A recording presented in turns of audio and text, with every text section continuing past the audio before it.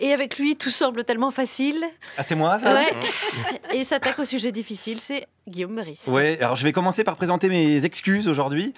Oui, parce que dans ma dernière chronique sur le FN, j'avais interrogé des Serbes nationalistes et j'avais dit que discuter avec eux faisait chuter l'espérance de vie à 15 minutes.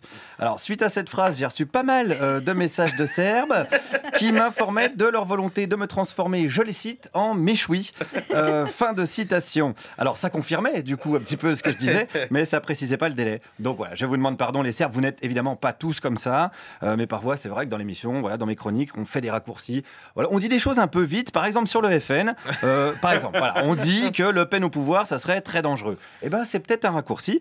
Moi je suis allé ce matin à Villepinte au meeting du FN et j'ai rencontré des gens tout à fait sympathiques. C'est vrai, par exemple, qu'est-ce qu'ils veulent? Mettre dehors tous les fichiers S, chose que les autres ne font pas. Ah oui, mais dehors où alors? Parce qu'il y en a beaucoup qui sont français. Dans leur pays. Il y en a plein qui sont français. Eh ben, les incarcérés.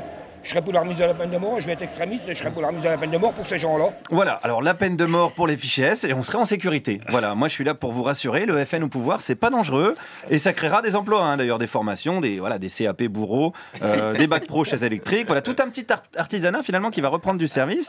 Des solutions pragmatiques chez Marine Le Pen, on en trouve plein d'autres. Elle va sûrement rouvrir les frontières. Puis, Elle va rouvrir les frontières? Ouais, ou bien refermer les frontières. Ah oui, voilà, elle va ouvrir ou elle va les fermer, ça dépend, va falloir être un petit peu rapide pour passer, mais il y aura une signalisation, j'imagine. Attention, petit migrant, ne mets pas tes mains dans la frontière, tu risques de te faire pincer très fort. Donc voilà, c'est rassurant. Et puisqu'on parle de migration, tiens, j'ai rencontré ce monsieur. Moi j'ai 2 enfants, ils sont partis à l'étranger. Pourquoi? Parce qu'en France c'est fini, c'est terminé. Ah, vous avez des enfants migrants? Oui, qu'ils sont migrants pour le fait, oui. Vous les avez pas retenus? Non, parce qu'en France ils étaient massacrés d'impôts, donc ils sont partis au Québec. Ah ben en plus c'est des migrants économiques alors? Oui, des migrants économiques. Mais je croyais qu'au FN on était contre la migration économique. Non, mais ça n'a rien à voir ça. Ah bon? Non, ça n'a rien à voir. Ah voilà, ça n'a rien à voir, parce que dans un sens ça marche, c'est dans l'autre que ça marche pas. Vous avez pigé le truc? C'est un petit peu technique, hein, l'immigration. Donc je résume, envoyer ses enfants au Québec, c'est oui. Organiser des concerts de Céline Dion à Paris, c'est non. Voilà, c'est pour que ça soit un petit peu facile, plus facile à retenir. D'ailleurs, au meeting du Front National, il y a aussi des jeunes qui étaient là pour me rassurer. Par exemple, celui-ci, quelle serait sa priorité? Le nouveau porte-avions, je trouve que c'est bien. Vous trouvez ça important? Je trouve ça important, oui. Oui, je trouve ça assez important. Ah, ça coûte cher, par contre. Ça coûte cher, mais on a les moyens. Moi, je pensais que la France était ruinée, moi, à cause de François Hollande. Oui, mais non. Voilà, oui, mais non, on est ruiné, mais on va bien trouver 4 milliards pour filer de la thune aux marchands d'armes. On sera bien protégé sur les Champs-Élysées avec un porte-avions.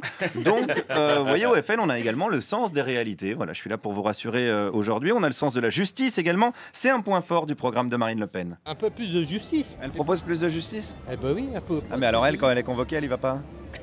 Ah bah ça c'est des histoires de plus de vieux, de plus longtemps quoi. Oui, mais elle se rend pas aux convocations. Non mais je pense qu'après la présidentielle elle va y aller directement. Si elle n'est pas élue, mais si elle est élue. Pareil. Ah oui, mais là elle va se dire je suis président de la République, je vais pas devant les juges. Non, je pense pas. Vous pensez pas? Non, je pense pas. Eh ben voilà, qu'est-ce qu'il vous faut d'autre? Elle va être élue et elle ira devant les juges quand même. Réponds à ça, Bernard Tapie, j'ai envie de dire.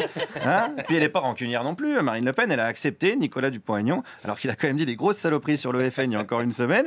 Mais pour ça, les militants lui en veulent pas du tout. Ce n'est pas grave quand on voit tous les candidats qui se sont dit du mal des uns aux autres et maintenant qui se sont ralliés.